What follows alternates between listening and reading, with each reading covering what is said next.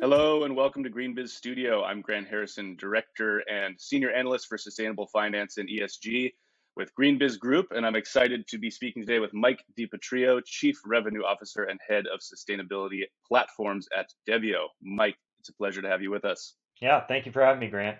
Awesome. Well, first and foremost, though most folks tuning in here live lives deeply intertwined with the web, not all of us know much about what constitutes said web. So could you tell us about one, first and foremost, what exactly is Web3? And two, what the latter half of your role entails? That is, what do your sustainability platforms achieve and solve for? Yeah, well, thank you for the opportunity for that. So yeah, a lot of people don't know what Web3 is. It's a fairly new term out there. So to understand it, I'll go back to what, kind of Web 2 was.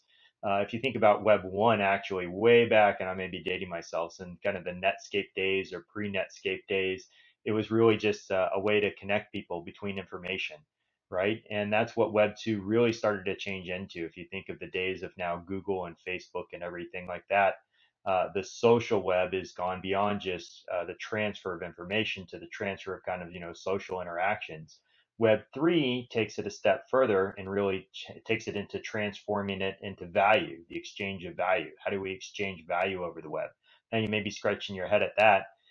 If you've been following anything in kind of cryptocurrencies, cryptocurrency is a way to exchange value, right? This is, true monetary value over the web, or recently non-fungible tokens or NFTs, right? A way to transfer kind of some tradable asset or even like a trading card type of thing, value over the web. So that's what Web3 is all about. And when you're talking about sustainable finance, well, that's perfect, right?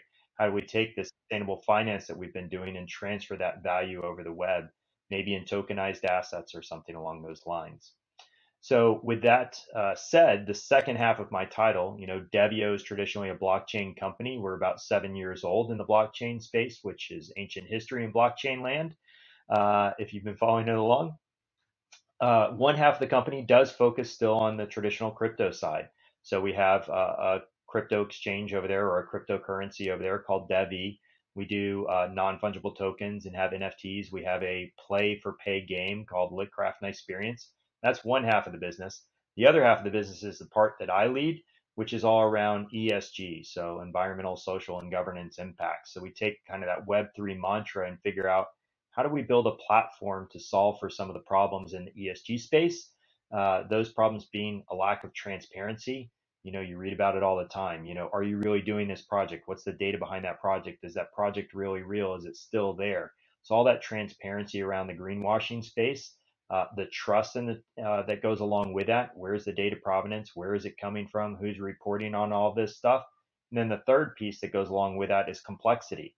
When you're doing some of these projects and pulling all the pieces together and getting it financing, reporting on the data and one of the various alphabet soup types of standardized reporting, if you can even call it standardized, that's the complexity piece. So trust, transparency, and complexity is what we use the platform for.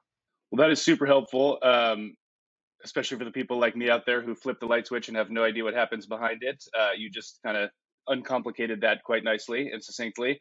So why don't we, this is interesting stuff. A lot of it's up here. Can you bring us down to the ground level and share a practical on the ground example of how this is working today? Yeah, absolutely. So in order to do that, I'm going to set a little bit of a foundation here. Blockchain is really good for one thing and one thing only. And that's putting everybody on the same plane of data where everybody can see that same data at the same time and know that no one's manipulating it, right? And that creates what I call a value web. So if you look at projects today, like let's take plastic, we're really involved in the plastic space right now, from people collecting it to people sorting it, going into manufacturing, going down into plastic credits that are, bought and sold on the other side, for people that need to offset their plastic usage.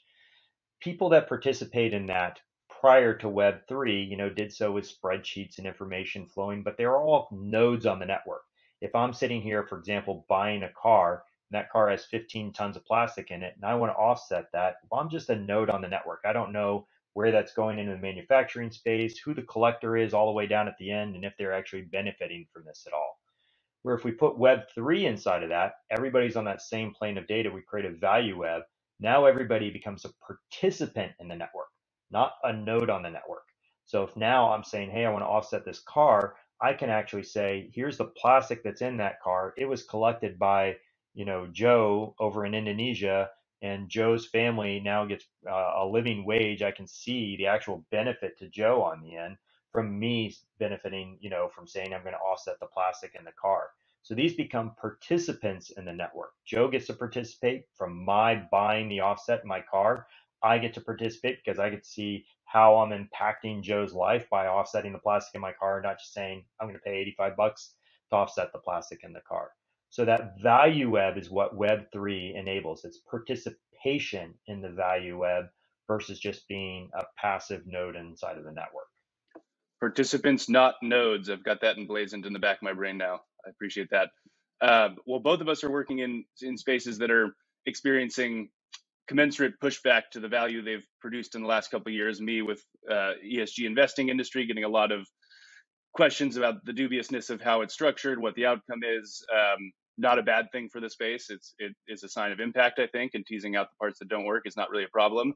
But several of the larger registries are currently pushing back on digitizing assets. So how does this pushback impact what you're doing with Web3? Yeah, it's very natural. We've seen this for a long time inside of the Web3 space. And really, anytime you innovate, when there's intermediaries involved, these are intermediaries, traditional intermediaries. You can think of this like the Australian Securities Exchange. They went through the same pushback when they went, to Web3. Swift, they're transitioning over the next 3 years to blockchain and the Swift network, which you've heard a lot about, with the war in Ukraine and everything, what's happening with Swift.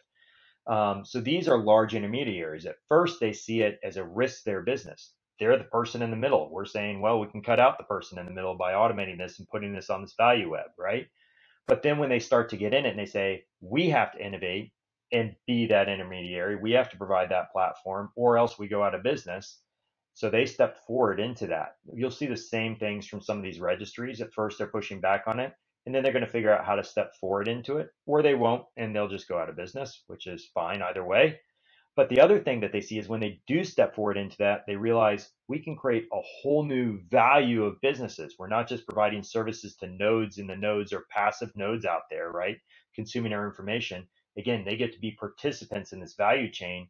They start to build services that increase the value of the platform that the Swift and ASX and stuff like that have.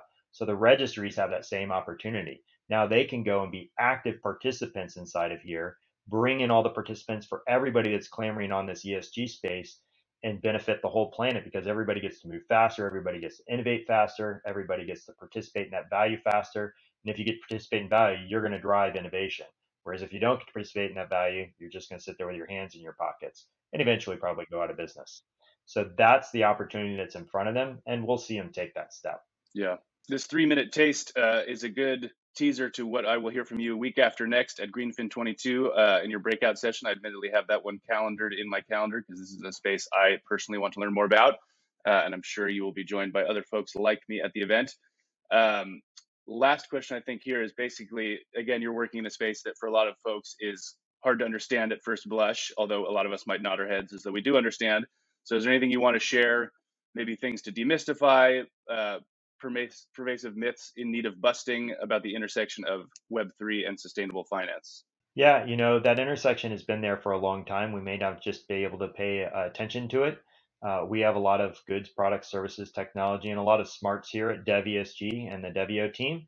So, come find us, schedule time with us. There'll be lots of us there. We look forward to seeing you at GreenFin. Awesome. Well, thank you so much, Mike. I look forward to seeing you as well in New York. And you just heard from Mike DiPetrillo, Chief Revenue Officer and Head of Sustainability Platforms at DevvEO. Thank you for joining us at the studio today, Mike. Thank you. We'll see you soon.